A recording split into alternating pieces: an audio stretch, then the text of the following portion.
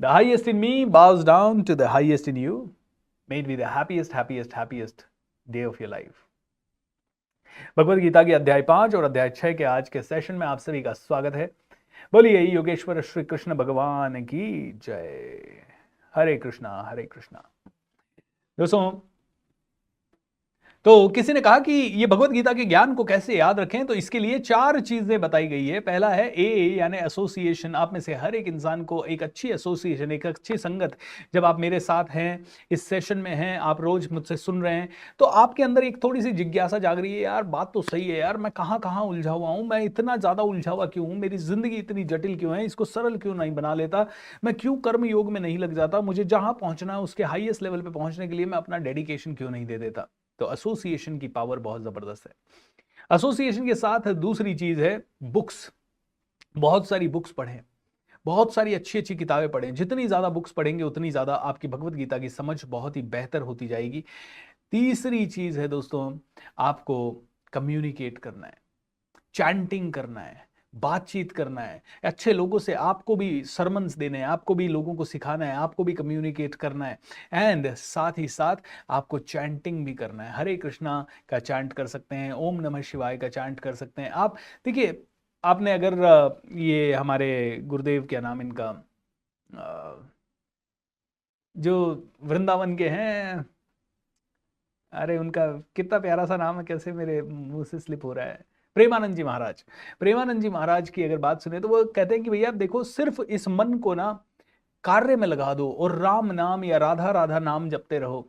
नाम जपते रहोगे तो ऑटोमेटिकली कल्याण होता जाएगा। क्योंकि इसलिए नहीं कि नाम जपने से भगवान आपके पास आएंगे, इसलिए क्योंकि नाम जपने से या चैंटिंग करने से आप डिस्ट्रैक्शन से हट जाओगे। जो आदमी राधा राधा कर रहा है, या जो आदमी श्री कृष्ण कर रहा है, या जो आदमी राम राम राम कर रहा है, या जो आदमी कहीं ना कहीं ओम नमः शिवाय कर रहा है, उसको कहाँ मन लगेगा टीवी के अंदर, उसका कहाँ मन लगेगा भौतिक डिस्ट्रैक्शंस में। जब बाहर के सारे डिस्ट्रैक्शन खत्म हो गए तो आपका फोकस एकमात्र हो गया, एकमात्र हो गया।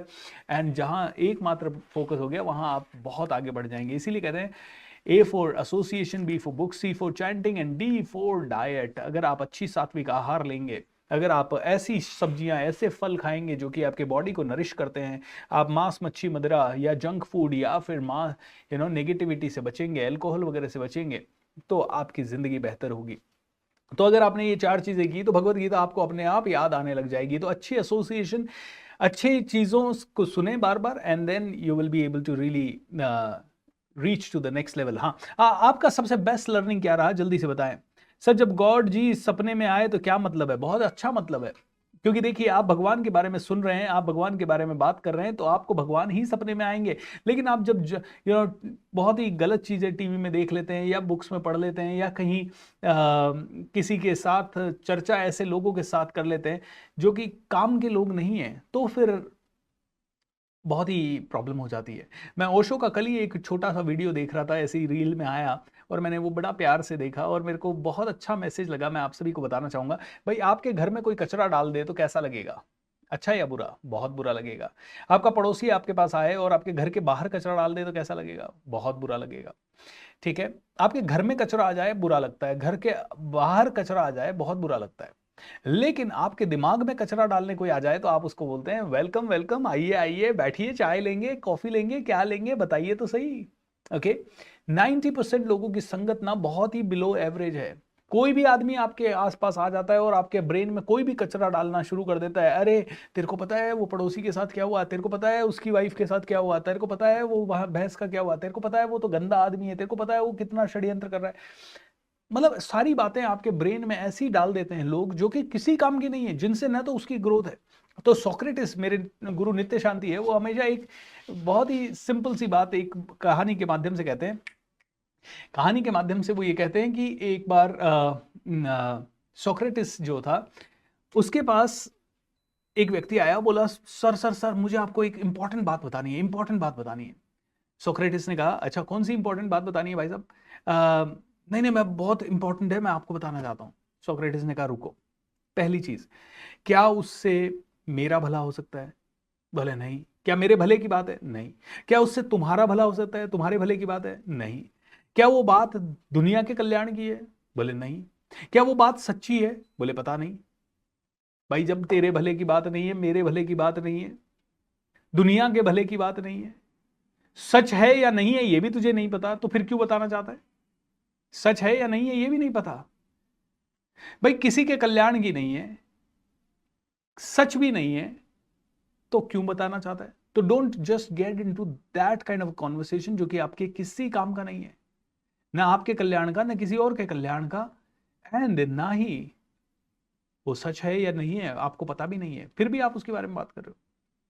तो कहते हैं भगवत गीता को या किसी भी ग्रंथ को समझना है तो एसोसिएशन और बुक्स बहुत ज्यादा इंपॉर्टेंट है। तो लास्ट 2 दिन से एक ही लर्निंग है कि जो भी काम करो वो बहुत शिद्दत से करो और ऑनेस्टली करो। What you need to do, that sit rest will take care of the God, मतलब भगवान और बाकी देख लेगा। मानव जीवन मिला है तो उसका कुछ उपयोग करें और समाज के लिए, नाचने के लिए, कुछ अच्छा करने के लिए, जिससे लोग आपको याद रखें। बिल्कुल कहते हैं कि अगर गॉड सपने में किसी को बता दे तो वापस उसका ड्रीम नहीं आता, ऐसा क्यों? ऐसा कोई दिक्कत नहीं है। देखिए कहते हैं उसको नहीं जानना है कौन कहता है, किसने कहा, क्या वो सच है, इज इट द ट्रूथ, ये क्वेश्चन है आपका। If it is not the truth then you are not suppose to get in to that. ठीक है, ना चाहते हुए भी नेगेटिव थॉट्स आ जाते हैं, कैसे क्या कम करें? इसके लिए इस संगत को बनाए रखें और इसमें डीप उतरें। देखिए मेरे भी जिंदगी में बहुत नेगेटिव थॉट्स आते थे और आज भी आते हैं, ऐसी बात नहीं है कि नहीं आते, लेकिन जब बार बार इन्हीं चीजों को पढ़ते हैं, बार बार इन्हीं चीजों की बात करते हैं, आज 17 साल हो गए मुझे इन्हीं चीजों के बारे में पढ़ते और पढ़ाते हुए, तो अब नेगेटिव थॉट्स का स्तर बहुत ज्यादा कम हो गया है। तो देखिए धीरे धीरे ही आपकी आदतें बदलेगी। चलिए एवरीवन, आज का अध्याय में चलते हैं। दोस्तों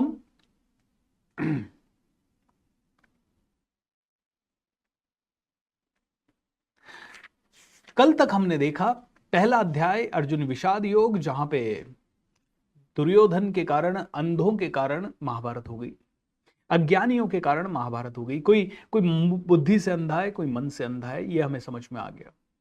और वो अंधों की कैटेगरी हमारे आसपास है, या हम में से भी कई लोग कई तरह से अंधे हैं। आप देखो लोग कैसे होते हैं, एक चीज को पकड़ लेते हैं, नहीं वो बाकी तो सब है, तूने इंसल्ट करी कैसे मेरी? अरे भाई तेरी इंसल्ट ही नहीं करी मैंने, तू क्यों सोच रहा है तेरी इंसल्ट कर दी? एक छोटी सी बात को पकड़ के ना किसी भी ब्यूटीफुल रिश्ते को खत्म कर देते हैं लोग। अंधे होते हैं जो दूर का नहीं देख पाते। अंधा हर वो व्यक्ति है जो फ्यूचर नहीं देख पाता है। कोई व्यक्ति 10,000 रुपए के लिए, 2,000 रुपए के लिए किसी से जीवन भर के लिए दुश्मनी पाल लेता है ना? मैं तुमसे 10,000 लेके गया, अब मेरे नियत में खोट आ गया, अब मैं तुम्हें पागल बनाए जा रहा हूं, अगले महीने दूंगा, कल दूंगा, परसों दूंगा, 2 महीने बाद दूंगा, अरे अभी तो ये फसल नहीं कटी, अभी तो ये नहीं हुआ। अंधा हूं मैं फिर अगर मैं ऐसा कर रहा हूं तो, क्योंकि मुझे दिखाई नहीं दे रहा 100 साल आगे। एक व्यक्ति ने मुझसे, कई व्यक्ति आते हैं, एक तो क्या कई व्यक्तियों के साथ, मतलब छोटी छोटी चीजों को लेके लोग दूर होते चले गए। और मैं कई बार सोचता हूँ यार कितने बेवकूफ लोग हैं, इतने सालों की चीज और तुम छोटी सी चीज के लिए तोड़ देते हो। इतना ब्यूटीफुल रिलेशन जिसको बनाने में तुम्हें 10 साल लगा, और वो 10 साल का रिलेशन तुम कभी 10,000 रुपए के, नहीं नहीं वो आदमी गंदा है, वो मतलब इतनी बार हो गया, उसकी जरूरत होती है तब आ जाता है। अरे भाई इतना नहीं करते, 10 साल 20 साल लगाए हैं ना उस रिलेशन में, उसको सहेजो, उसको समेटो, उसके साथ बात करो। तो पहले चैप्टर में हमें समझ में आया कि महाभारत जैसी चीज अंधों के कारण होती है, स्वार्थी लोगों के कारण होती है, नेगेटिव लोगों के कारण होती है। दूसरे अध्याय में हमें समझ में आया कि आप में से हर एक इंसान को भगवान को समझना होगा, हमारा कर्म है, हमारा ड्यूटी है, हमारा धर्म है, उसके हिसाब से हमें आचरण करना होगा। तीसरे अध्याय में हमने समझा कर्म एक्चुअल में है क्या, और चौथे अध्याय में हमने समझा कि देखिए अंतिम सत्य यही है कि आप आत्मा हो, आप शरीर नहीं हो, you are not the doer, आप कुछ नहीं कर रहे हो, आपका एकमात्र आइडेंटिटी है ये आत्मा। और जिस दिन ये आत्मा शरीर से बाहर निकली उस दिन शरीर मर गया। तो शरीर तो हम बदलते रहेंगे, आत्मा अजर है, अमर है, अविनाशी है, और एक बर्थ से दूसरे बर्थ में जब आपके ट्रैवल कर रही है तो संस्कार मिल रहे हैं। अब भगवत गीता के हिसाब से अगर एक चीज समझो,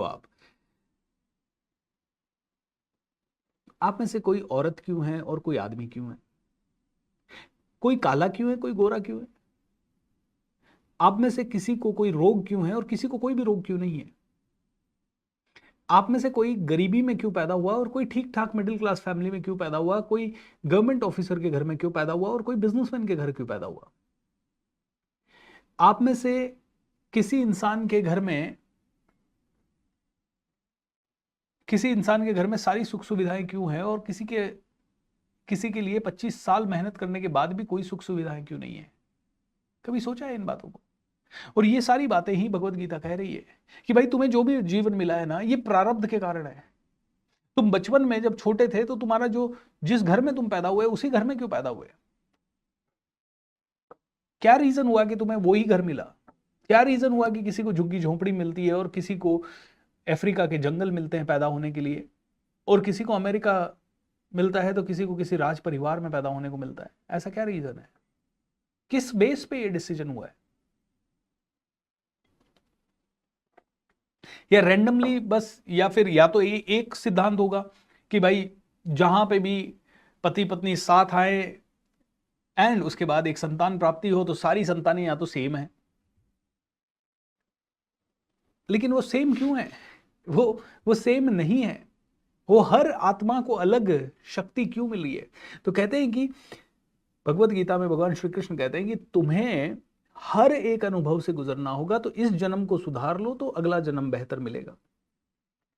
इसको जन्म को छोड़ देते हैं। आज तुमने अच्छा कुछ सीख लिया तो कल बेहतर होगा कि नहीं होगा? बिल्कुल बेहतर होगा। अगर तुमने ये एक साल बहुत अच्छे से गुजार लिया तो अगला साल बेहतर होगा कि नहीं होगा? बिल्कुल बेहतर होगा। तो जब हम अगले जन्म की बात करें तो अगले जन्म को छोड़ देते हैं। मैंने 2007 में पब्लिक स्पीकिंग सीखा, तो क्या मेरा 2008 थोड़ा ज्यादा कॉन्फिडेंट था? यस। क्या 2010 मेरा ज्यादा कॉन्फिडेंट था? यस। मैंने 2009 में एनएलपी सीखा, तो क्या मेरा 2010, 11, 12 ज्यादा कॉन्फिडेंट था? यस। तो पुनर्जन्म को छोड़ देते हैं।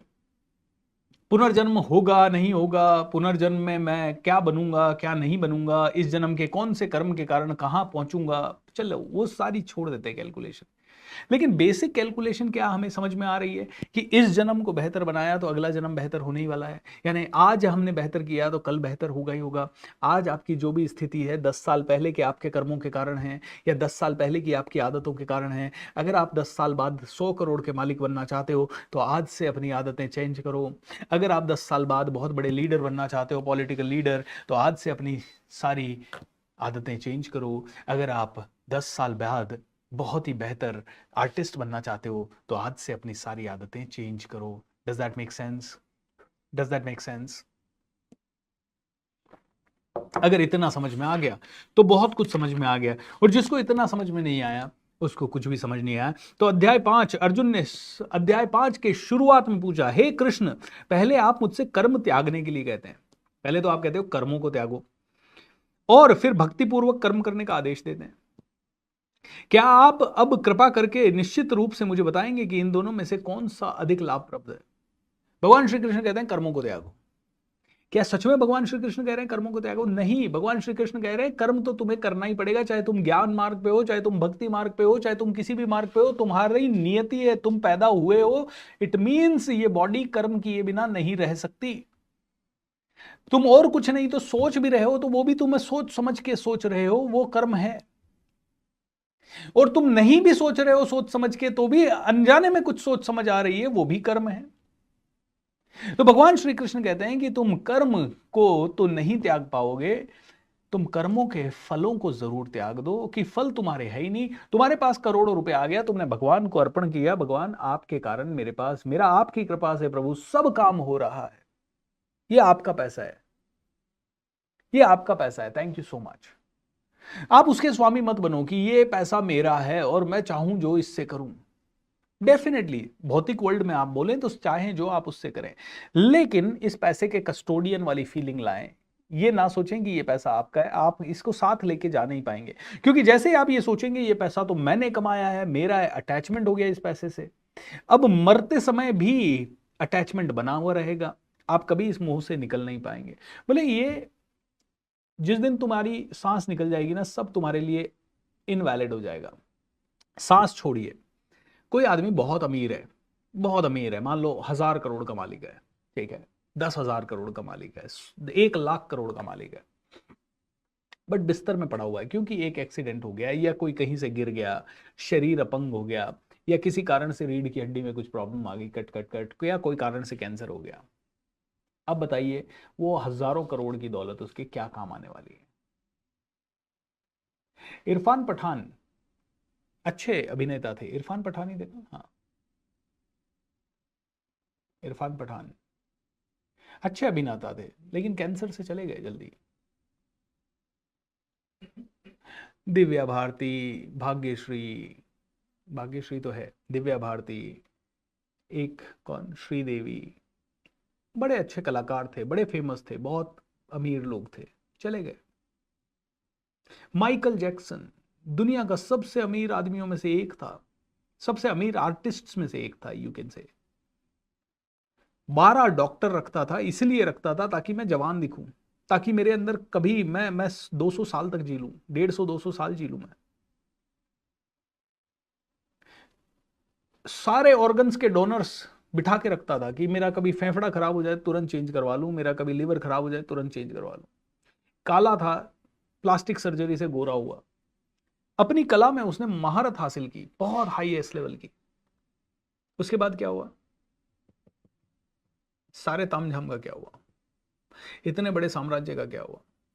अटैचमेंट हो गया था ना अपनी बॉडी से उसको। मेरी बॉडी ऐसी दिखनी चाहिए, मेरा शरीर ऐसा होना चाहिए, मैं 100 साल जीना चाहिए, मैं लेगेसी क्रिएट करूंगा। फिर क्या हुआ? भगवान के प्लान के आगे तुम्हारे प्लान कभी चलने वाले हैं? और तुम 100 साल भी जी लोगे तो क्या, आज 50 साल के बाद मरे तो भी वही गत है, और 100 साल के बाद मरोगे तो भी कोई बात नहीं, कोई पूछने नहीं वाला एक लेवल के बाद। तो क्यों ना अपना जीवन बहुत उन्नत बनाए? तो अर्जुन कहता है भैया क्या करूं? तो बोले कर्म के फलों को त्यागो। तुमने साम्राज्य बना लिया, तुम पैलेस बना लिया, तुम आराम से उस पैलेस में रहो, कोई दिक्कत नहीं है, लेकिन उस पैलेस से अटैचमेंट मत पालो कि मेरा पैलेस भगवान ने दिया है, उसे मंदिर समझ के रह लो। अहंकार मत लाओ, जमीन पे रहो, पांव जमीन पे रखो। कोई गरीब के पास बैठ के उससे घृणा मत करो। ठीक है यार, ये देख तेरे झोपड़ी है, ये भी महल है तेरा, और ये भी मेरा महल है, दोनों का ये यहीं रहने वाला है, दैट्स इट।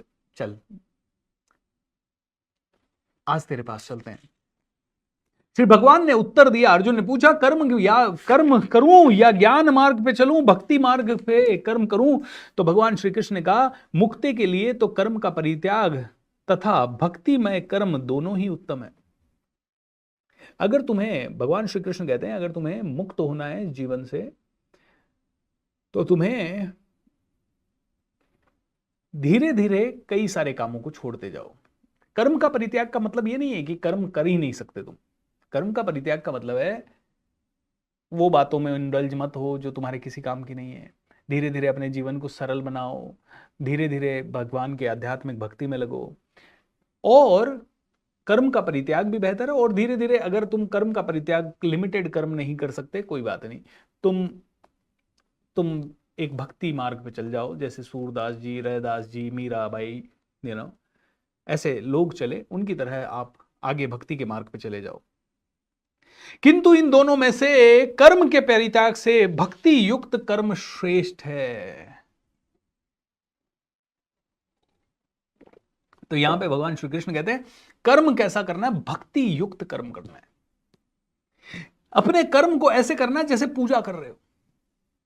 कर्म ही पूजा है। मैं आपसे 2-4 चीजें बोलता हूं।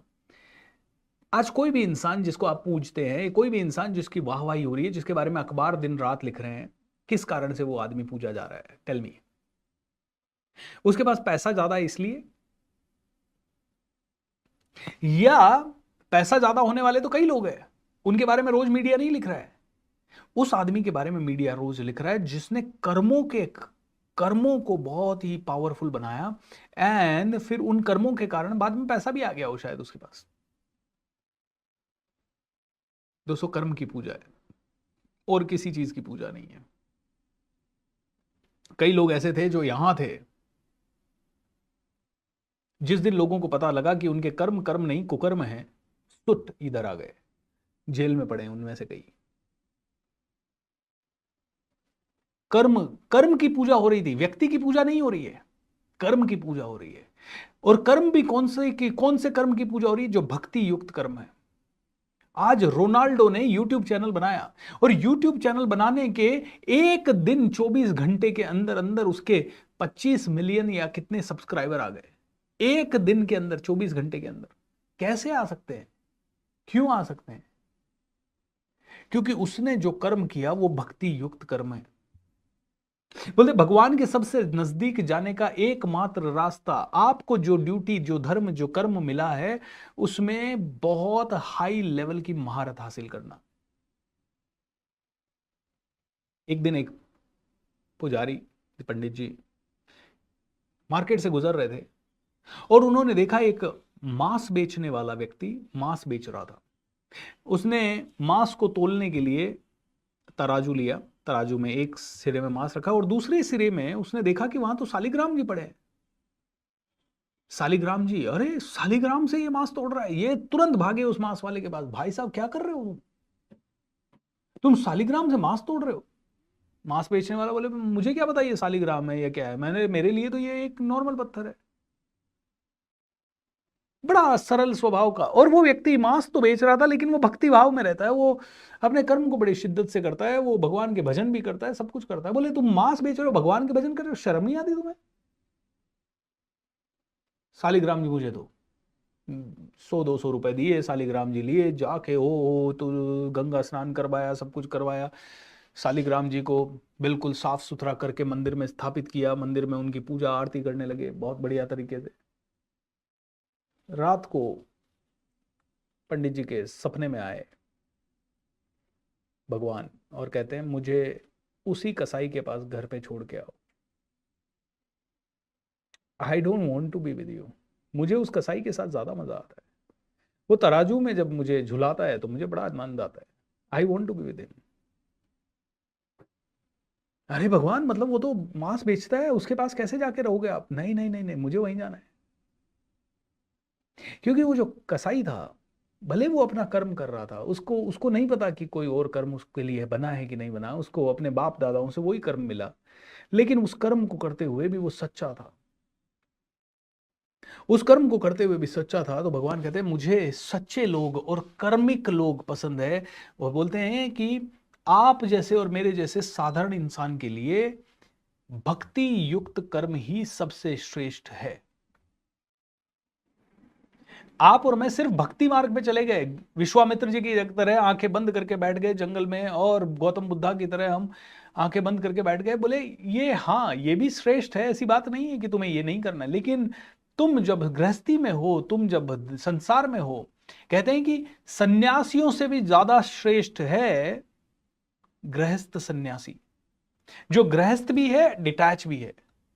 पता है क्यों? क्योंकि जो गृहस्थ सन्यासी है वो सुबह जाता है मंदिर में, मंदिर में जाने के बाद पूजा पाठ करता है 1 आधा घंटा, उसके बाद 10 घंटे कार्य करता है, और उसके बाद शाम को आके वो पूजा पाठ फिर से कर ले।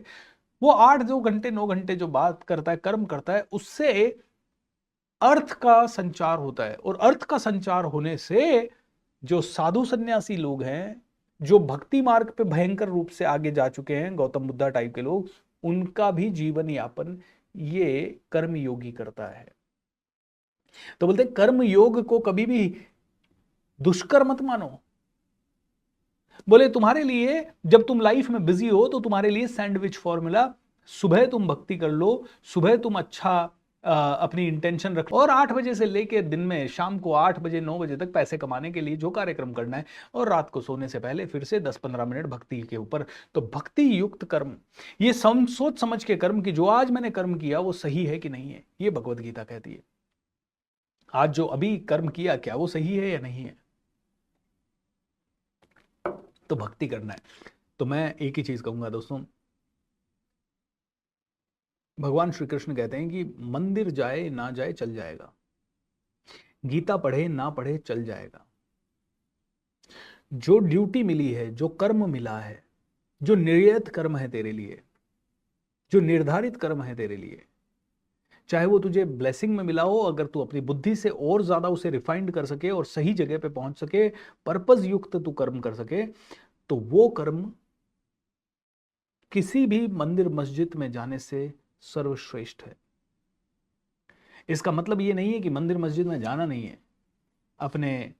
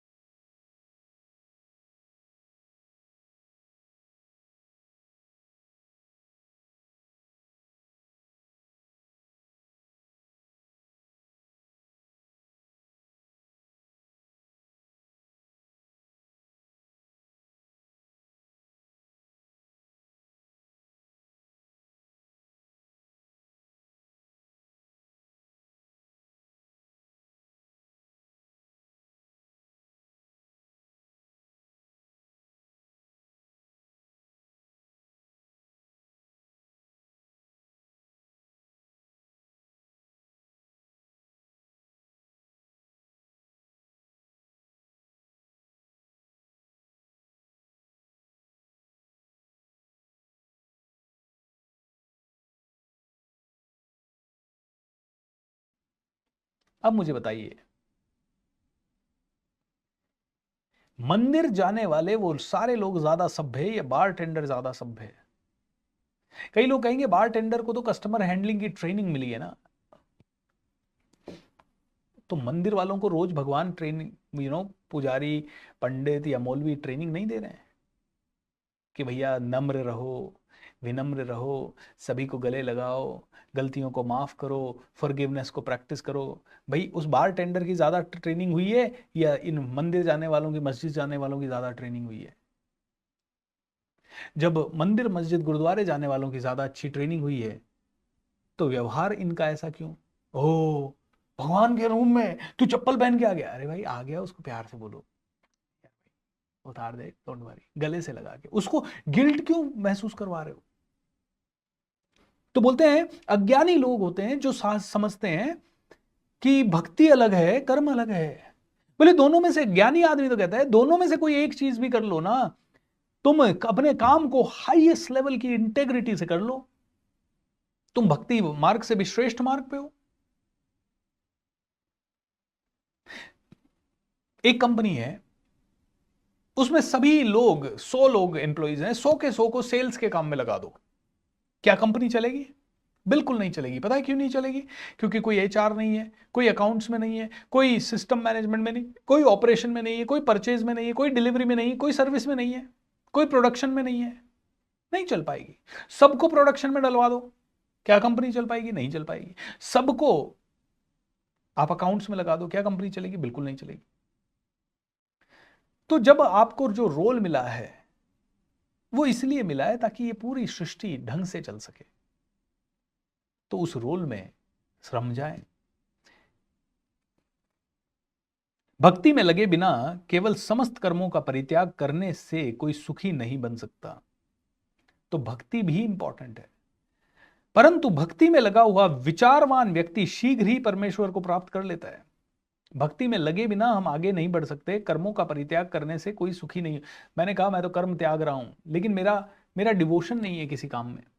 मैं कह रहा हूं मैं कर्म त्याग रहा हूं, लेकिन एक चीज में कर्म त्याग के क्या करोगे? आलसी बैठ जाओगे? मैंने सारे कर्मों का त्याग कर दिया, क्योंकि भगवत गीता कहती है कोई कर्म मत करो, कर्मों को त्याग दो, अब मैं कुछ नहीं करूंगा। तो क्या आदमी खुश रह पाएगा? नहीं, उसको भक्ति में लगना ही पड़ेगा। या तो वो अपने कर्म की भक्ति में लगे, भक्ति युक्त कर्म करे। ध्यान से सुनिए, भक्ति का मतलब यही नहीं कहा जा रहा है कि जंगल में जाके बैठो।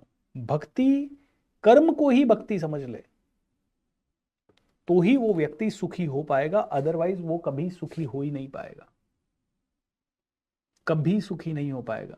इंसान आज दुखी का कारण क्यों है? वो जा रहा है ऑफिस, उसको पता है वो नौकरी छोड़ नहीं सकता, वो ऑफिस जा रहा है और उसके माइंड में चल रहा है यार बिजनेस करता तो अच्छा रहता, बिजनेस करता तो अच्छा रहता, बिजनेस करता तो अच्छा रहता, यार ये कोई नौकरी है 50,000 की, 80,000 मिल जाए तो अच्छा रहता। अरे भाई जो मिला है पहले उसे तो जस्टिस कर ले। मेरी बीवी अच्छी नहीं है यार, ये क्या, मेरी शादी हो गई, ऐसी जगह शादी हो गई, क्या है ये? अरे भाई जो मिल गया है अब उसके साथ संतुष्ट तो रह ले। और अगर नहीं रहेगा तो कोई बात नहीं, जिंदगी भर जलता रहे, सोचता रहे दूसरे की बीवी कितनी सुंदर है, उसकी बीवी कितनी सुशील है, उसकी बीवी कितनी समझदार है, सुनता रहे, जिंदगी भर सोचता रहे। एंड क्या उससे तुम्हें सुख मिल जाएगा? तुम जिंदगी भर दुखी रहोगे अगर भक्ति यानी डिवोशन यानी सरेंडर भाव तुम्हारे रिलेशन में तुम्हारा नहीं है। अगर सरेंडर भाव तुम्हारे काम में तुम्हारा नहीं है, तुम्हारे रिलेशन में तुम्हारा नहीं है, तुम्हारे बच्चे के साथ तुम्हारा नहीं है, तुम्हारी टीम के साथ तुम्हारा नहीं है, जैसी अवस्था है उसमें अगर सरेंडर भाव नहीं है, यू विल ऑलवेज सफर।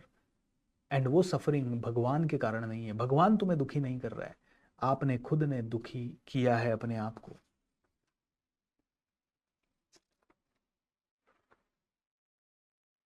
क्या समझ में आ रहा है दोस्तों? Is it good?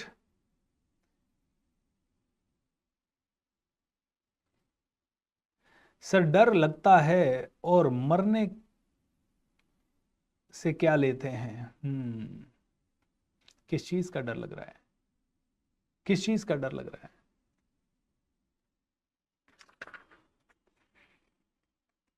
तो कहते हैं पूरी भगवत गीता में सबसे ज्यादा जोर दिया गया है एक वर्ड के ऊपर, वो है डिटैचमेंट।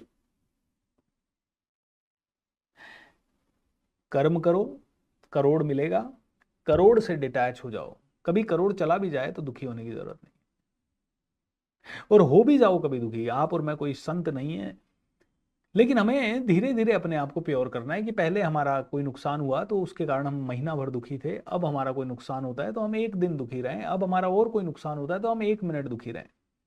दोस्तों, मैं ये तो नहीं कहता कि मैंने ये प्रैक्टिस कर लिया है, लेकिन मैं आपको मेरे जीवन के 2-3 किस्से सुनाता हूँ जहाँ पे छोटी मोटी ये प्रैक्टिस हो पाई। मेरा एक बहुत अच्छा एक्सीडेंट हुआ। मैं अजमेर से जा रहा था इंदौर, और इंदौर के 30 किलोमीटर पहले बेटमा पे मैं अकेला ही था, मैं अकेला ही अपनी गाड़ी चला रहा था, एंड मेरा एक्सीडेंट हुआ। गाड़ी को काफ़ी नुकसान हुआ। इधर एक्सीडेंट हुआ, मेरे को अंदर कोई झटका कुछ नहीं महसूस हुआ, भगवान की कृपा से गाड़ी अच्छी थी। इधर मेरा नुकसान हुआ, इधर मैं गाड़ी से उतरा और मैंने कहा थैंक यू गॉड। मैंने एक पल भी स्ट्रेस ही नहीं लिया उस चीज़ का। मैंने सीधा 7 बजे के आसपास मेरा एक्सीडेंट हुआ, मैंने कहा थैंक यू गॉड। पुलिस आई वहाँ, पुलिस को मैंने कहा ये हुआ है। भीड़ इकट्ठी हो गई थी, एक दो लोग मेरे पे हावी भी हो रहे थे, लेकिन मैंने कहा थैंक यू कई रीजन से। पहली रीजन से मेरी गाड़ी को नुकसान हुआ, मुझे नहीं हुआ, हाउ वंडरफुल। मेरी गाड़ी को नुकसान जरूर हुआ, लेकिन किसी व्यक्ति को मेरी गाड़ी के कारण नुकसान नहीं हुआ, हाउ वंडरफुल। मेरी गाड़ी को नुकसान हुआ, लेकिन इंदौर के पास आके नुकसान हुआ, मतलब मेरे लिए इजी है कहीं पहुंचना, हाउ वंडरफुल। वहीं पे बेटमा में जहां पे एक्सीडेंट हुआ, हमारे ही कमांडो ट्रेनिंग के एक पार्टिसिपेंट अनीश जी थे। मैंने कहा हाउ वंडरफुल, अनीश जी को फोन किया, अनीश जी आ गए सपोर्ट के लिए। सारे लोगों ने मेरा सपोर्ट किया। इस पॉजिटिविटी के कारण वहां के लोकल सभी लोगों ने, अरे सर चिंता मत कीजिए, हम गाड़ी मंगवा देते हैं, आपकी गाड़ी टो करके, आपको तो कुछ नहीं हुआ ना, हाउ वंडरफुल। अनीश जी ने मेरे लिए टोइंग व्हीकल बुक किया, जो कि हमारी गाड़ी को शोरूम लेके जाने वाला था। वो टोइंग व्हीकल आने में 2 घंटे थे। गाड़ी को साइड में जैसे तैसे लगाया, एंड टोइंग व्हीकल आने वाला था। तब तक अनीश जी ने अपने घर पे बैठा के बढ़िया खाना खिलाया, आइसक्रीम खिलाई, हाउ वंडरफुल। एक मिनट भी, और हमने आराम से चर्चा की फ्यूचर की, आगे क्या चल रहा है, जिंदगी में क्या चल रहा है, ये चर्चा ही नहीं की कि बस दिन भर स्ट्रेस में बैठे हुए। गाड़ी शोरूम पे पहुंची, शोरूम वालों ने कहा 26 लाख रुपए का खर्चा आएगा खर्च ठीक करने में। मैंने कहा हाउ वंडरफुल। खैर वो तो अब शोरूम वालों ने तो 2-3 दिन बाद एस्टिमेट दिया था, but I really want to say, देखिए पहले अगर आज से 10 साल पहले अगर या 15 साल पहले अगर ये हो जाता तो मैं शायद 10-20 दिन स्ट्रेस में रहता। अब मेरी जिंदगी ऐसी हो गई है कि इधर नुकसान हुआ, इधर हाउ वंडरफुल, एक्सेप्ट, तुरंत एक्सेप्टेंस। भगवत गीता यही कहती है कि तुम अटैच हो जाओगे ना तो तुम दुखी ही रहोगे। अब हो गई, गाड़ी को लग गया, लग गया। मैं बाइक रैली करके आ रहा था, बाइक रैली पे मैं गया था, 4 धाम की यात्रा एंड ऑल। वापस पहुंचा अजमेर, अजमेर जब पहुंचा, अजमेर के अंदर घुस ही रहे थे, टोल क्रॉस किया ही था, एंड मेरी गाड़ी में पीछे मनोज और सौरभ हमारी टीम से थे। ये दोनों जब थे तो इन दोनों ने sir sir sir important call आ रहा है। मैंने कहा क्या हुआ?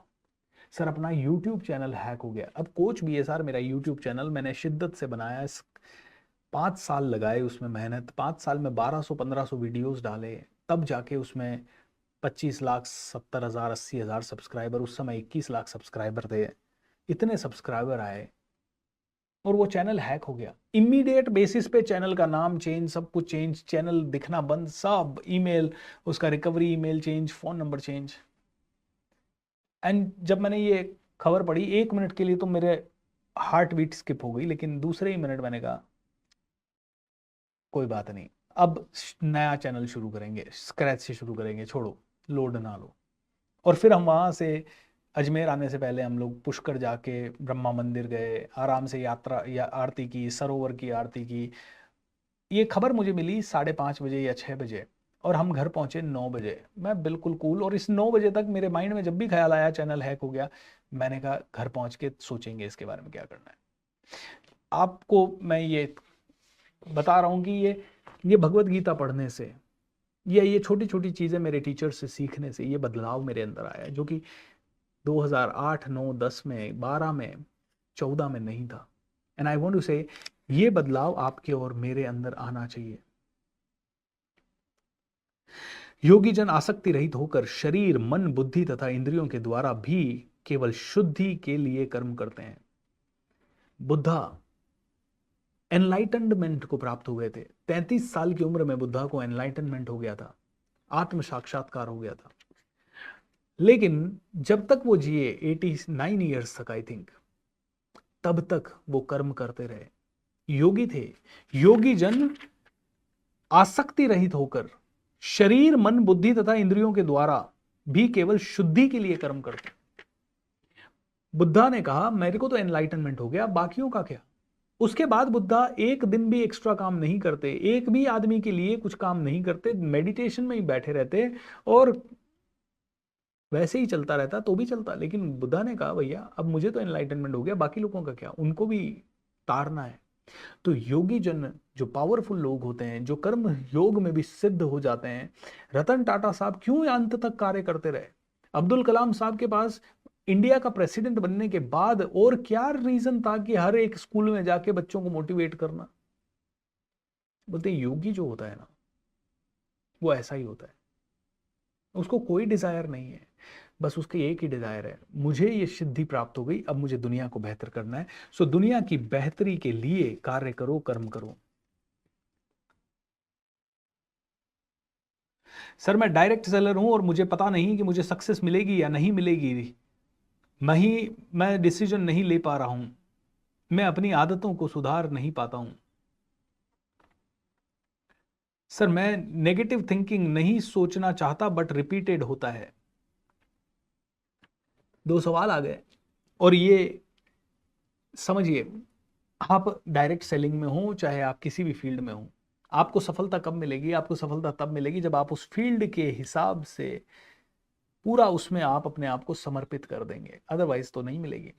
आप पता है डायरेक्ट सेलर क्यों बने और आपको सफलता क्यों नहीं मिल रही? क्योंकि आप डायरेक्ट सेलर एक झूठे सपने के कारण बने। आपको किसी ने बैठ के एक ऐसा प्लान समझाया जिसमें करोड़ों आ जाएंगे, अरबों आ जाएंगे। अब तुम रोज जाते हो फील्ड पे और तुम्हें पता है एक आदमी के जुड़ने से तो मुझे 2000 ही मिलेगा, फिर भी तुम मेहनत करके 20, 25, 50 को जोड़ लेते हो और फिर 20, 25, 50 को जोड़ने के बाद तुम्हें लगता है साला ये तो काम ही नहीं कर रहे। जो मुझे एक्सपोनेंशियल करोड़ों मिलना था वो तो तब मिलेगा जब ये सब लोग काम करेंगे, लेकिन ये तो काम ही नहीं कर रहे। और फिर तुम 15 दिन, 20 दिन, 2 महीना, 4 महीना, 6 महीना, 1 साल तुम्हारा निकल जाता है और तुम्हें पता है 50,000 को भी तुमने क्रॉस नहीं किया है। तो तुम्हारा जो वो जिस इमेज के कारण तुम आए थे ना, उसमें जो करोड़ों की इमेज, वो तुम्हें टूटती हुई दिखती है, इसलिए तुम उसमें कभी समर्पण ही नहीं कर पाते। मैं कई डायरेक्ट सेलर्स को जानता हूं जो मेरे से कोचिंग लेते हैं, हजारों की संख्या में, सभी की यही हालत है। 95, 98% लोगों की यही हालत है। जबकि उस फील्ड में टॉप पे जाया जा सकता है। Forget about direct selling. हमारे फील्ड में कई लोग ट्रेनर बनने के लिए आते हैं, ट्रेनर बनने की कोशिश करते हैं, लेकिन नहीं बन पाते एक लेवल के ऊपर, क्योंकि जो समर्पण चाहिए वो कोई डाल ही नहीं पाता। क्योंकि सभी लोग क्या सोच के आ जाते हैं, यार करोड़ों कमाते हैं ट्रेनर्स, तो हम भी करोड़ों कमाएंगे। अरे करोड़ों कमाने के पहले भट्टी के अंदर जलना तो सीखो। तुम जो कह रहे हो कि नेगेटिविटी बहुत ज्यादा आ जाती है, अरे नेगेटिविटी क्यों आ जाती है सोचो तो सही। तुम समर्पण ही नहीं कर रहे हो एक चीज को तो नेगेटिविटी आनी है। क्योंकि नेगेटिविटी क्यों आनी है? जब समर्पण नहीं है, जब पूरी तरह से सरेंडरेंस नहीं है, जब पूरी तरह से उसके अंदर अपने आप को झोंक नहीं रहे, तो होना क्या है? नेगेटिविटी आनी है। क्योंकि रिजल्ट नहीं आएगा, रिजल्ट नहीं आएगा तो नेगेटिविटी आएगी। मेरे पास क्यों नहीं आती नेगेटिविटी? क्योंकि हर रोज मैं समर्पित भाव से ये कार्य रोज कर रहा हूं, 10 घंटे, 15 घंटे, 20 घंटे कभी कभी। तो नेगेटिविटी का टाइम कहाँ है? सोचने का टाइम कहाँ है? बल्कि करने को इतना सब कुछ है यार, नेगेटिव सोचेंगे ज़्यादा, करेंगे कब? इसीलिए करो पहले।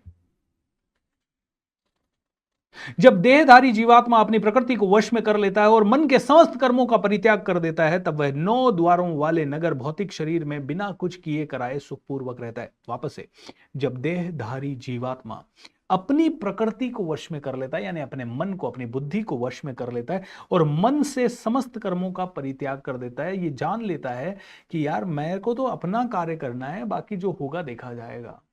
अटैचमेंट से सबसे दूर रह जाता है, तब वो बिना कुछ किए कराए इस 9 द्वार वाले शरीर में आराम से सुखपूर्वक रह पाएगा। शरीर रूपी नगर का स्वामी देहधारी जीवात्मा न तो कर्म का सृजन करता है, न लोगों को कर्म करने के लिए प्रेरित करता है, न ही कर्म फल की रचना करता है। ये सब तो प्रकृति के द्वारा किया जाता है। इस लाइन को समझना बहुत इंपॉर्टेंट है। मेरे मन में किसी दिन विचार आया कि मुझे ट्रेनर बनना है। कहां से आया ये विचार? क्यों आया ये विचार? इंजीनियर बनने का क्यों नहीं आया? डॉक्टर बनने का क्यों नहीं आया? कोई वैद, हकीम, कोई साइंटिस्ट बनने का क्यों नहीं आया? कोई पत्रकार बनने का विचार क्यों नहीं आया? कोई बिल्डर बनने का विचार मेरे मन में क्यों नहीं आया? और आप में से कोई अगर बिल्डर बना तो उसके मन में ट्रेनर बनने का विचार क्यों नहीं आया? एक्सपोर्टर बनने का विचार क्यों नहीं आया? ट्रेडर बनने का विचार क्यों नहीं आया? आप में से कोई अगर डॉक्टर बना तो उसके अंदर फिल्म स्टार बनने का या नाचने गाने का विचार या ये विचार क्यों नहीं आए? आपके अंदर इंटीरियर डिजाइनर बनने का विचार क्यों नहीं आया? आपके अंदर डॉक्टर बनने का विचार ही क्यों आया? तो बोलते हैं ये जो विचार भी तुम्हारे मन में आ रहे हैं ना, ये प्रकृति के थ्रू आ रहे हैं। You are not the doer, you are not the experiencer. जो ये समझ लेता है कि मैं तो करता हूं ही नहीं, ये भगवत गीता का सेशन करने का विचार मेरे मन में, ओपन सेशन ये पहली बार कर रहा हूं, इससे पहले जब भी किए मेरे कमांडो ट्रेनिंग की कम्युनिटी में किए। ये भगवत गीता का ओपन सेशन करने की हिम्मत और विचार मेरे अंदर कैसे आ गया? रामायण क्यों नहीं? भागवत क्यों नहीं? कोई और धर्म ग्रंथ क्यों नहीं? वेद क्यों नहीं? पुराण क्यों नहीं? इस समय भगवत गीता ही क्यों? ये विचार कहां से आया? कौन लाया ये विचार? कोई और ने दिया मुझे विचार। वो प्रकृति है, वो परमेश्वर है, परमात्मा है। वो विचार भी परमात्मा दे रहा है। तुम सोच रहे हो ये कर्म तुम कर रहे हो, तो ये कर्म भी कोई और ही करवा रहा है, क्योंकि सेम विचार 1000 लोगों को दे दिया, 1000 लोग अलग अलग कर्म कर लेंगे। तो फिर तुम जो कर्म कर रहे हो वो तुम ही, वो ही कर्म क्यों कर रहे हो? तुम स्वामी बनने की कोशिश कर रहे हो, नहीं मैंने ऐसा सोचा इसलिए मैंने ऐसा किया। तुम्हारे पास वो सोच आई कहां से? तुम्हें दी किसने वो सोच? प्रकृति ने दी। तुमने जो कर्म किया वो किया क्यों? क्योंकि प्रकृति ने तुमसे करवाया। उसका फल भी अब कौन देगा? प्रकृति देगी। तो न तो तुम विचार के ओनर हो, न तुम कर्म के ओनर हो, न तुम फल के ओनर हो। न विचार तुम्हारा है, न कर्म तुम्हारा है, न फल तुम्हारा है। अच्छा, इसका मतलब यह है क्या कि मैंने जो भी किया वो मैंने किया ही नहीं, वो तो भगवान ने किया है? नहीं नहीं, ऐसा नहीं है। हाँ, जो भी किया, हो सकता है विचार भी तुम्हारा नहीं है, कर्म भी तुम्हारा नहीं है, फल भी तुम्हारा नहीं है, लेकिन फिर भी फल भोगना तुम्हें पड़ेगा। तुम्हारे माइंड में किसी का मर्डर करने का विचार आ गया, तुमने मर्डर कर दिया, जेल तुम्हें भोगनी पड़ेगी। आप कहोगे नहीं यार प्रकृति का है। ये सिर्फ इसलिए, कर्मों के फल तुम्हें इसलिए भोगने पड़ते हैं ताकि तुम थोड़े रिस्पॉन्सिबल हो जाओ कर्म करने के प्रति। तो भगवान ने ये जो थोड़ा विधि विधान बनाया ना, वो इसलिए ताकि इंसान थोड़ी तो रिस्पॉन्सिबिलिटी ले, नहीं तो इंसान हर चीज भगवान पे डाल देगा। एक्चुअल में ये ट्रूथ है कि जो विचार आपके पास आ रहे हैं वो आपके हैं ही नहीं, वो तो कोई और दे रहा है आपको। दोस्तों, मुझे नहीं समझ में आ रहा है कि मैं 1.5 घंटे में 2 अध्याय आपके कैसे कंप्लीट करूं, बट देन सार समझ लेते हैं। यदि इस शरीर को त्यागने के पूर्व कोई मनुष्य इंद्रियों के वेग को सहन करने तथा इच्छा एवं क्रोध के वेग को रोकने में समर्थ होता है तो वह इस संसार में सुखी रह सकता है। बोलते हैं ये मृत्यु आने से पहले अगर कोई मनुष्य सच में अपनी इंद्रियों को कंट्रोल कर ले, काम क्रोध लोभ मोह पे नियंत्रण करना सीख जाए, अपने शरीर को साधना सीख जाए, तो वो सर्वश्रेष्ठ है। जो अंतःकरण में सुख का अनुभव करता है, जो कर्मठ है और अंतःकरण में ही रमण करता है, जिसका लक्ष्य अंतर्मुखी होता है और वह सचमुच पूर्ण योगी है, वह परम ब्रह्म में मुक्ति पाता है और अंततः गत्वा ब्रह्म को प्राप्त होता है। जो क्रोध तथा समस्त भौतिक इच्छाओं से रहित है, जो स्वरूप सिद्ध आत्म संयमी है और संसिद्धि के लिए निरंतर प्रयास करते हैं, उसके लिए मुक्ति निकट भविष्य में पॉसिबल है। तो दोस्तों, दैट्स द थिंग। तो भगवान कहते हैं 2 तरह का व्यक्ति बन जाओ।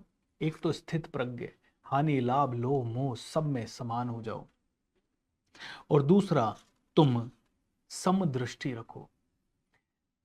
ये व्यक्ति जो गरीब है वो भी अच्छा है, अमीर है वो भी अच्छा है, जो गलत आदमी है वो भी अच्छा है। वो गलत आदमी किसी कारण से बना है, लेकिन उसकी आत्मा तो पवित्र है फॉर श्योर। तुमसे किसी ने कुछ छीन लिया, उससे इतनी भी घृणा मत करो कि वो तो आराम से सुख से कहीं रह रहा है लेकिन तुम जले जा रहे हो। बोले समदृष्टि रखो। बोले समदृष्टि के साथ साथ इक्वानिमिटी, गरीब अमीर, हानि लाभ, सब एक है। पशु पक्षी में भी वही जीव है जो इंसान में है।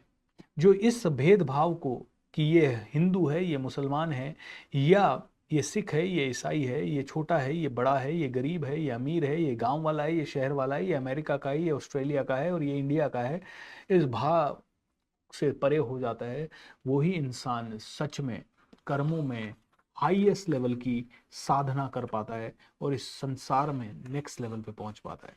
आपको अगर नेक्स्ट लेवल पे पहुंचना है तो भगवान श्री कृष्ण कहते हैं कि आप सिर्फ कर्म योग को अपनाओ और उसमें भी भक्ति को लगाओ, उसमें डेडिकेशन लाओ। भक्ति मतलब डेडिकेशन, भक्ति मतलब कमिटमेंट, भक्ति मतलब डिवोशन, भक्ति मतलब बहुत ज्यादा संयम के साथ। This is so beautiful. तो अगर मैं इसको सरल शब्दों में बोल दूं तो आप अपना जो काम है, आपको निर्धारित कर्म, नियत कर्म, लेकिन नियत कर्म की परिभाषा क्या? जो दुनिया के लिए किया गया कर्म हो, जिससे दूसरों को बेनिफिट हो, जिससे कि सिर्फ अपने बेनिफिट के उद्देश्य से ना किया गया हो, अपने परिवार के बेनिफिट के उद्देश्य से जो ना किया गया हो, सिर्फ मेरा समाज बढ़े या मेरा मतलब वंश बढ़े उस उद्देश्य से ना किया गया हो, सिर्फ जो चीजों को इकट्ठा करके रखने के उद्देश्य से ना किया गया हो, अगर ऐसा कर्म तुम करते हो तो तुम ज्यादा श्रेष्ठ हो।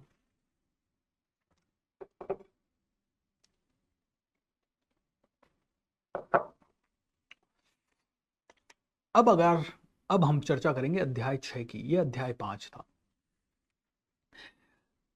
अध्याय 6 में ध्यान योग के बारे में समझाया। श्री भगवान ने कहा, जो पुरुष अपने कर्म फल के प्रति अनासक्त है और जो अपने कर्तव्य का पालन करता है, वही सन्यासी और असली योगी है। वह नहीं जो न तो अग्नि जलाता है और न ही कर्म करता है। अब कई लोग कहते हैं भगवान ध्यान करना क्या है? ठीक है, ध्यान कैसे करें? भगवान के ज्यादा नजदीक कैसे जाया जा सकता है? कर्म से, भक्ति से, ध्यान से कैसे? तो भगवान श्री कृष्ण कहते हैं जो पुरुष अपने कर्म फल के प्रति अनासक्त है, कर्म तो कर रहा है, फल क्या मिलेगा उससे लोड नहीं है, बस अपना बेस्ट दिए जा रहा है रोज, अपना सर्वश्रेष्ठ दिए जा रहा है रोज, शिद्दत दिए जा रहा है रोज, और वो व्यक्ति अपने कर्तव्य का पालन करता है, वही सन्यासी और असली योगी है। मेरे को ड्यूटी मिली है आप सभी को टीच करने की, और मैं इस ड्यूटी का विधिवत रूप से पालन कर रहा हूं। मैंने किसी से ट्रेनिंग करने का 50,000 रुपए लिया है, मैं उसको अच्छे से जो कमिट किया है वो दे रहा हूं, चाहे मुझे लॉस हो या प्रॉफिट हो। एक बार कमिट मत करो, अगर कमिट कर दिया तो लॉस प्रॉफिट को मत देखो। वह नहीं जो कि अग्नि नहीं जलाता है, वो आदमी उस सन्यासी से श्रेष्ठ है। कोई सन्यासी कहता है मैं तो अग्नि नहीं जलाता, मैं तो भिक्षा मांग के जो मेरे हाथ में आ जाए उतना ही खा लेता हूं, देखिए उससे सर्वश्रेष्ठ है कर्मयोगी। जिसे सन्यास कहते हैं उसे ही तुम योग अर्थात पर ब्रह्म से युक्त होना जानो, क्योंकि इंद्रिय तृप्ति के लिए इच्छा को त्याग किए बिना कभी कोई योगी हो ही नहीं सकता। जो भी संसारिक मोह माया को त्याग रहा है वो ठीक है, लेकिन संसारिक मोह माया को नहीं, उससे अटैचमेंट को त्यागना है। मोह माया के बीच में रहो, तुम मंदिर में रहो, तुम महल में रहो, तुम बहुत आलीशान सोफे पे बैठो, तुम नॉर्मल कुर्सी पे बैठो, लेकिन ना तो तुम्हें नॉर्मल कुर्सी से अटैचमेंट हो जाए, ना ही तुम आदमी देखो एक कार खरीद लेता है तो बस मेरी कार मेरी कार, उसको हल्का सा कोई स्क्रैच कर देता है तो उसको झापड़ दे देता है, उससे गाली गलौज कर लेता है, उससे पता नहीं किस लेवल पे लड़ जाता है। अष्टांग योग में नव साधक के लिए कर्म साधना कहता है कि योग सिद्धि पुरुष के लिए समस्त भौतिक कार्यकलापों का परित्याग ही साधन कहा जाता है। मतलब आपको डिटैचमेंट को प्रैक्टिस करना ही होगा। मनुष्य को चाहिए कि अपने मन की सहायता से अपना उद्धार करे और अपने को नीचे ना गिरने दे। तुम आज कहते हो मैं लड़की हूं, मैं छोटे कपड़े पहनूं या ना पहनूं, तुम्हें इससे क्या, मेरी फ्रीडम है। अब मुझे बताइए ये मनुष्यता के स्तर का हाई क्वालिटी है या लो क्वालिटी है?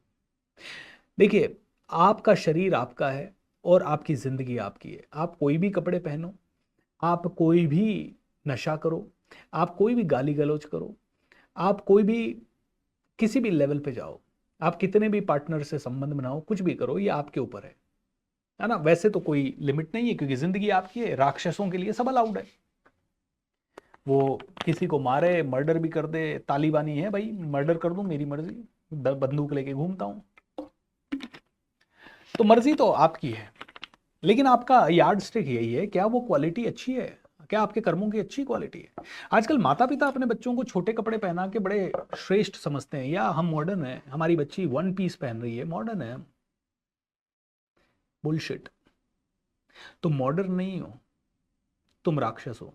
आई am so sorry to say that. मैं थोड़े थोड़े स्ट्रॉन्ग शब्द बोल देता हूं कभी कभी। बोलेंगे हाँ, कपड़े पहनने मात्र से तुम हो सकता है पूरे कपड़े पहन रहे हो लेकिन तुम्हारे मन में बहुत गंदगी है, हम तो छोटे कपड़ों। कल परसों मैं ऐसे ही, कभी कभी होता है ना कि आप, मैं ओशो को बहुत सुनता हूँ, और ऐसे जितने भी मेरे रील्स कभी देखता हूँ तो मैं वो सारे देखता हूँ जो मेरे फील्ड से रिलेटेड है। कोई अच्छी स्टोरी, कभी ओशो का, कभी सदगुरु का, कभी किन का। लेकिन बीच बीच में एक दो रील ऐसी बेकार सी आ जाती है।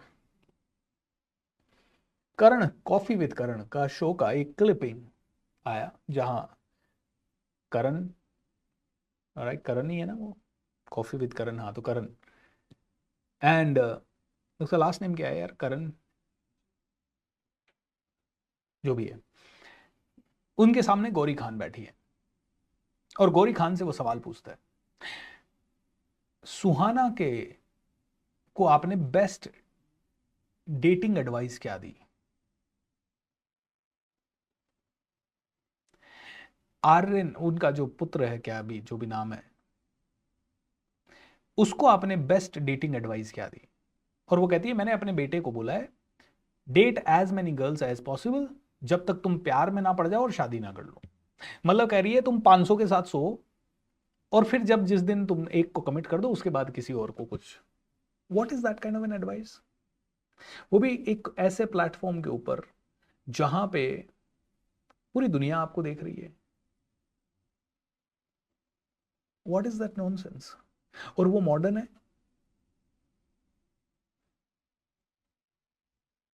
आपने वो सुना होगा, एक इंटरव्यू लेती है मलाइका अरोड़ा अपने ही बेटे का, और उसे पूछती है, how many times did you have a sex. Alright, अब ये मॉडर्नाइजेशन है या ये लोवेस्ट लेवल की थिंकिंग है। एंड ये सुन के आपको लगेगा हाँ ये तो बहुत बेकार है, बट आपको पता है हम सब इसमें भागीदार हैं, हम सब इसमें भागीदार हैं। एंड वी आर नॉट, अब बहुत जल्द, बहुत दूर नहीं है, अगली पीढ़ी में देखिएगा ये सब आपके घरों में आ जाएगा, जहां पे आपकी बेटी कहेगी, या आपका बेटा कहेगा, बेटा, आप उसको बोलोगे उस लड़की है, मेरी लाइफ है, आप कौन होते हो टोकने वाले। बहुत जल्द आपके घरों में आने वाला है, जहां आप बेटी या बेटे के रूम में जाओगे और वो आपका बेटा या आपकी बेटी आपको बोल देगी, नॉक करके क्यों नहीं आए मेरे रूम में। मतलब तुम उसे गलत कुछ करते हुए पकड़ोगे, वो तुम पे ही शेयर हो जाएगा। बोले मेरी जिंदगी है, मैं क्या करूं, मैं कुछ भी करूं, तुम्हें क्या मतलब है, तुम्हें मरना है तो मरो। अब do you really think this is justified. तो कहते हैं मनुष्य को चाहिए कि अपने मन की सहायता से अपना उद्धार करे और अपने को नीचे ना गिरने दे। ये नीचे गिरने के तरीके हैं, ये राक्षस। यू नो मैंने अ, अभ्युदय करके किताब पढ़ी, दो किताबें हैं वो, भाग वन भाग टू। ये पूरी राम कथा है, एक तरह से रामायण है एक तरह से, नरेंद्र कोहली जी ने इसे लिखी। और उसमें जो राम राज्य का वर्णन बताया गया, जैसे अयोध्या का, तो सात्विक लोग हैं, सुबह 4 बजे उठ रहे हैं, मंदिर जा रहे हैं, एक दूसरे को प्रणाम कर रहे हैं, एक दूसरे की मर्यादा में हैं, बड़ों का कहना मान रहे हैं, बड़ों के साथ मिलकर रह रहे हैं, बहुत ही ऑर्गेनाइज्ड हैं, एंड बहुत अच्छा है। और लंका का विवरण बताया गया, लंका का विवरण ऐसा बताया गया कि लंका में अनऑर्गेनाइज्ड है, रात को पार्टियां शुरू हो रही है, लोग मदिरा वदिरा पी के रात भर जाग रहे हैं, कोई किसी से भी सेक्स कर रहा है, कोई किसी के भी साथ कुछ भी कर रहा है, कोई किसी से भी लड़ रहा है, कोई अपना सिद्धि बताने को, मैं ज्यादा धनवान हूं, उसके घर पे ज्यादा लाइटिंग है, उसके ये है वो है, एंड सुबह आराम से 12 बजे तक सब पड़े हुए हैं, अनऑर्गेनाइज्ड। तो आज हमने जिस चीज को उन्नति मान लिया है उसमें से 80% चीजें तो उन्नति लायक ही नहीं है।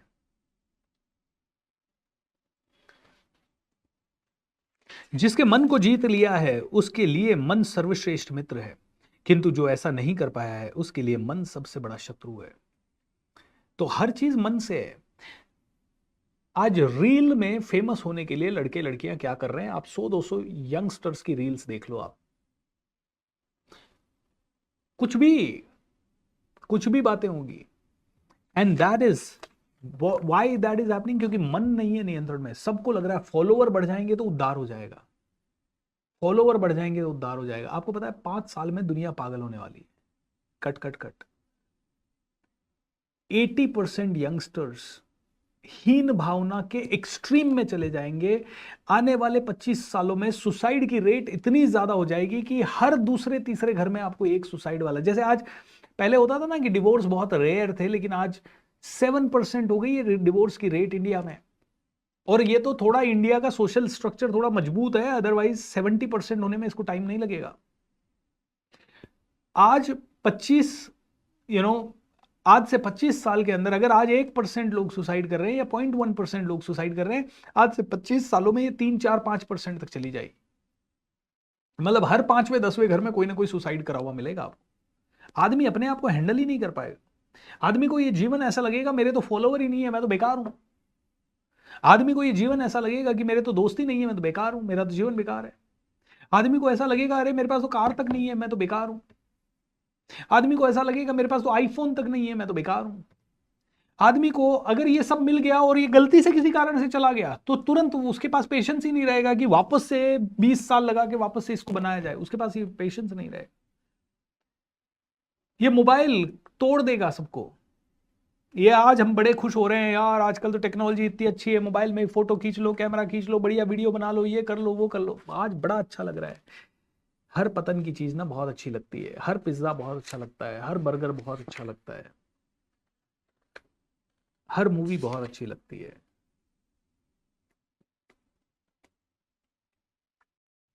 मैंने 3-4 मूवी पिछले 1 साल में देखी, जहां पता है क्या हो रहा है, मजाक मजाक में 4-5 साल का बेटा, पता नहीं मूवी का नाम तो मुझे याद नहीं आ रहा, एक तो दृश्यम मूवी थी शायद, जिसमें अजय देवगन जो कि फादर है उसको बेटा या बेटी नाम से बुला रहे हैं। अब ये कौन डाल रहा है? एक और मूवी है जिसमें एक लेडी है, उसको उनका 5 साल का बेटा नाम से बुला रहा है। अरे चिल ना स्वाति, या चिल ना, जो भी उनका नाम रहा होगा। और आजकल के बच्चों को ये संस्कार चेंज करने का सिस्टमेटिक प्रोसेस है ये, कि मूवी में ये डाल दो, कुछ ना कुछ लोगों को कूल लगेगा, कोई ना कोई परिवार इसको एक्सेप्ट कर लेगा, धीरे धीरे जो एक्सेप्ट नहीं करेगा वो अनकूल हो जाएगा, ऑर्थोडॉक्स माना जाएगा। और जो इस नए ट्रेंड को, पता है ये ट्रेंड कहाँ से आ रहा है? अमेरिका से आ रहा है। क्योंकि अमेरिकन कंपनीज जानती हैं कि जब तक इंडिया का कल्चरल स्ट्रक्चर पूरी तरह से नहीं तोड़ा जाए तब तक ये हमारे सारे प्रोडक्ट्स को ठीक से इस्तेमाल नहीं करेंगे। तो इसको तोड़ने के लिए ये अमेरिकन ट्रेडिशंस को धीरे धीरे इंट्रोड्यूस करो। अमेरिका के कल्चर में है कि आप बड़ों को भी नाम से बुलाओ, कोई जरूरी नहीं है पाँव छूने की। तो आज पाँव छूने की परंपरा बड़े सिटीज में तो गायब हो गई, बड़े सिटीज में और बहुत ज्यादा पढ़ी लिखी फैमिलीज में तो टोटल गायब हो गई। अरे रे रे बेटा पाँव मत छू, अरे गले लग तू तो पाँव छूना ही नहीं है, तो झुकना ही नहीं है। बहुत डिटेल है, तो उसमें बहुत डीप है, ये समझना पड़ेगा। इसीलिए मन को हमें नियंत्रण में रखना। भगवत गीता यही कहती है, जिसने मन को जीत लिया उसने पहले ही परमात्मा को प्राप्त कर लिया है, क्योंकि उसने शांति प्राप्त कर ली है। ऐसे पुरुष के लिए सुख दुख सर्दी गर्मी मान अपमान एक से ही हैं। वह व्यक्ति आत्म साक्षात्कार को प्राप्त कहलाता है, प्राप्त तथा योगी कहलाता है, जो अपने अर्जित ज्ञान तथा अनुभूति से पूर्णतया संतुष्ट रहता है। ऐसा व्यक्ति आध्यात्म को प्राप्त तथा जितेंद्रिय कहलाता है। वह सभी वस्तुओं को, चाहे वे कंकड़ हो, पत्थर हो या सोना हो, एक समान देखता है।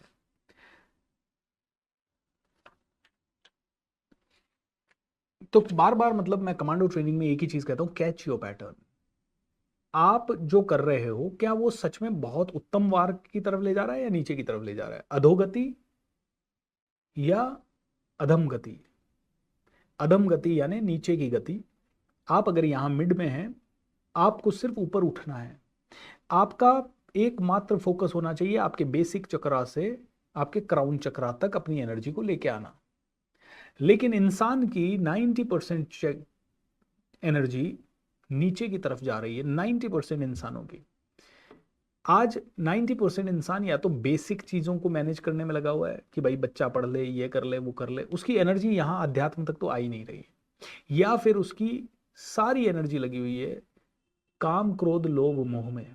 जो नीचे के 3 चक्रास, पेट के नीचे के 3 चक्रास, आपका सेक्स चक्रा या सैक्रल चक्रा, आपका बेसिक चक्रा या आपका स्वादिष्ठान चक्रा, स्वादिष्ठान, यहाँ इन 3 चक्रों में सारी एनर्जी लगी हुई है इंसान की। जबकि इंसान की एनर्जी लगनी चाहिए हार्ट चक्रा पे, थ्रोट चक्रा पे, आजना चक्रा पे, एन यहाँ। लेकिन ये एनर्जी ऊपर उठने की जगह इंसान की एनर्जी नीचे ही जा रही है। और ये सारे कार्यक्रम जो आपके आसपास चल रहे हैं वो आपकी एनर्जी को नीचे ही रखने या और नीचे ले जाने पे केंद्रित है। संजय दत्त की मूवी आ रही है, आई थी संजू, तो उससे सवाल पूछा गया, can you please tell me how many girls did you sleep with. बोला मैं वैश्याओं को काउंट करके बताऊं या बिना उसके काउंट करके बताऊं। चलो उनको मैं छोड़ देता हूं। 360 औरतों के साथ मैं सोया हूं। Wow, and that is such a cool role model. दोस्तों, वो कूल रोल मॉडल हैं या नहीं है, हमें अपने आप को साधना पड़ेगा, क्योंकि हमारे बच्चे दिन रात ये सब चीजें देख रहे हैं। लेकिन एक बात चीज है, बच्चे उसको देख के कितना बदलेंगे पता नहीं, लेकिन आप माँ बाप से जो एक बार संस्कार ले लोगे ना, या अपने बड़ों से जो संस्कार ले लोगे, वो छूटेंगे भी नहीं आपसे। कई बच्चे ये सब देखने के बाद भी सही रास्ते पे आ जाते हैं, क्योंकि वो जानते हैं मेरे पिताजी कैसे हैं, मेरे माताजी कैसे हैं, मैं किस संस्कृति से आया हूं, मैं किस परिवार से आया हूं, मेरे परिवार वालों ने कितने कष्ट सहे हैं। अगर बच्चों के परिवार में बॉन्डिंग रही तो ये हो पाएगा। लेकिन आपको बच्चों को स्वामी भी नहीं बनना है। आप बदलना चाहते हैं पूरी दुनिया को, आप अपने आप को बदल सकते हैं। और अपने आप को बदलने के प्रोसेस में आप इतने इन्फ्लुएंशियल हो सकते हैं कि धीरे धीरे आपकी बात से लोग बदल सकें। तो ऐसा बात नहीं है कि नेगेटिव इन्फ्लुएंसेस के कारण ही लोग बदल रहे हैं। मेरी बात सुन के लोग करोड़ों लोग बदले हैं। हमारे जैसे कई लोग हैं, कई बहुत ऊंचे संत हैं, श्री श्री रविशंकर जी हैं, सदगुरु हैं, उनकी बातें सुन के भी लोग बदल रहे हैं। तो ऐसा नहीं है कि पॉजिटिव ताकत तो कुछ नहीं कर रही है, बट पॉजिटिव का इंपैक्ट बहुत छोटा हो रहा है। यही है, इसी को बोलते हैं कैच योर पैटर्न। हम अच्छे लोगों को ये सोचना पड़ेगा कि अच्छी चीजें तेजी से क्यों नहीं फैल रही है। और हमें प्रोपेगेंडा, जैसे ये गलत लोग प्रोपेगेंडाज क्रिएट कर रहे हैं कि मूवी में ऐसी चीज दिखाओ, ऐसी चीज दिखाओ, ऐसी चीज। हम अच्छे लोगों को भी अच्छी चीजें कैसे सामने लानी है इसके बारे में सोचना पड़ेगा। लेकिन सबसे पहले तो हम अपने आप को बेटर बनाएं। तो कैसे बेटर बनाएं? योगाभ्यास के लिए योगी एकांत स्थान में जाकर भूमि पर कुशा बिछा दे और फिर उसे मृग छाल से ढके तथा ऊपर से मुलायम वस्त्र बिछा दे। आसन न हो बहुत ऊंचा, ना नहीं बहुत नीचा, यह पवित्र स्थान में स्थित हो। योगी को चाहिए कि इस पर दृढ़ता पूर्वक बैठ जाए, मन इंद्रिय और कर्मों को वश में करे। बोलते हैं कि अब तुम्हें और भी उत्तम स्तर पे जाना है तो रोज ध्यान लगाना है, रोज ध्यान लगाना है। तुम्हें मन को वश में करना है। मन को वश में तुम आंखें खोल के नहीं कर पाओगे, तुम ध्यान लगा के ही कर पाओगे। और ध्यान लगा के, ये भगवत गीता कह रही है, ध्यान लगाने के लिए तुम्हें रोज सुबह नहा धो के शांति से एक जगह धरती पे बैठ जाना है, साफ सुथरे मखमली कपड़े के ऊपर या नॉर्मल कपड़े के ऊपर, जैसे भी बैठो लेकिन साफ सुथरा हो। और फिर एक चीज के चिंतन पे, सांस के चिंतन पे लगा दो। सांसों की आवागमन को देखो। इसी चीज को कहा गया है विपश्यना, और भगवत गीता में विपश्यना का डिस्कशन कई बार किया गया है। योगाभ्यास करने वाले को चाहिए कि गर्दन सीधी, शरीर गर्दन तथा सिर को सीधा रखे, नाक के अगले सिरे पर दृष्टि लगाए। ठीक है, इस प्रकार वह अविचलित तथा दमित मन से, भय रहित, विषय जीवन से पूर्णतया मुक्त होकर अपने हृदय में मेरा चिंतन करे। तो ये 6ठा अध्याय कहता है ध्यान लगाओ यार। तुम कर्म योग में ऐसे ही नहीं लग पाओगे कि भूपेंद्र की बात सुन ली और अब आज से तो मैं ड्यूटी पे 100% डेडिकेटेड रहूंगा, तुम ऐसे नहीं कर पाओगे। इसीलिए तुम्हें रोज ध्यान का अभ्यास तो करना ही पड़ेगा। भक्ति का अभ्यास करो, ध्यान का अभ्यास करो, और कर्मों के बंधन से छुटकारा पाओ। कर्म तो करना पड़ेगा, तो रोज शांति से बैठ के मेडिटेट करना, इसके ऊपर बहुत फोकस करना है। मेडिटेशन से बेहतर चीज नहीं है आपको सात्विक बनाने के लिए, इसीलिए रोज मेडिटेट करना है। तो अर्जुन को भगवान श्री कृष्ण ने 2-3 चीजें और बतली है, 5 मिनट में कवर करेंगे। जो अधिक खाता है या बहुत कम खाता है, जो अधिक सोता है अथवा जो पर्याप्त नहीं सोता, उसके योगी बनने की कोई संभावना नहीं है। जिसका ध्यान सिर्फ खाने में ही है या सोने में ही है, या बिल्कुल नहीं सोता है कि नहीं नहीं मेरे को तो सब कुछ करना है और मैं बिल्कुल नहीं सोऊंगा या मैं बिल्कुल नहीं खाऊंगा। जो आदमी अपने आप को आज ये मंडे का उपवास, आज सोमवार का, आज मंगलवार का उपवास, आज ये एकादशी का उपवास, आज इसका उपवास, जो दिन रात उपवास करके अपने शरीर को तोड़ रहा है, वो भी कहीं नहीं पहुंच रहा है। मॉडरेट खाइए, जो जरूरी है उतना खाइए, रोज खाइए, कोई जरूरी नहीं है व्रत उपवास की। व्रत उपवास आपकी बॉडी को बेहतर बनाने के लिए 30 दिनों में 2 बार कर लिया, ठीक है। लेकिन तुम सोच रहे हो नहीं मैं सोमवार का व्रत करूंगा तो भगवान शिव जी मेरे से प्रसन्न होंगे, और मैं मंगलवार का व्रत करूंगा तो भगवान हनुमान जी मुझसे प्रसन्न होंगे। आपके शरीर को बेहतर बनाने के लिए व्रत कीजिए, भगवान को प्रसन्न करने के लिए। भगवान इतने वो नहीं है कि तुम भूखे रहे तो तुम्हें से एक्स्ट्रा प्रसन्न होंगे, और तुम भूखे नहीं रहे तो भगवान तो एक ही चीज से प्रसन्न होंगे, तुम्हें जो ड्यूटी दी गई उससे तुमने कुछ अच्छा किया क्या। मेरी टीम में 50 लोग हैं मान लीजिए, और वो 50 के 50 लोग अपना कर्म बहुत अच्छे से कर रहे हैं, और तो मैं बड़ा प्रसन्न रहूंगा। वो 50 के 50 लोग अपना कर्म तो आधे मन से करें, और मुझे प्रसन्न करने के लिए कभी मेरे लिए गुलाब जामुन ले आए, कभी मेरे लिए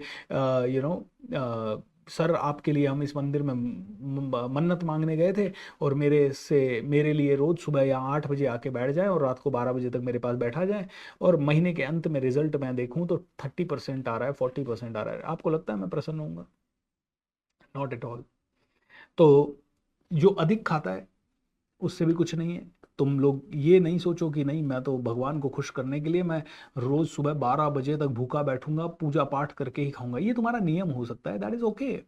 लेकिन तुम उसके कारण तुम्हारी हेल्थ अगर डिटेरियरेट हो रही है तो तुम सही नहीं कर रहे हो। उससे तुम्हें भगवान का प्राप्ति से या आध्यात्मिक पाथ में उन्नति का उससे कोई संबंध नहीं है कि तुम 12 बजे खाना में अपना आप महारत हासिल कर रहे हो।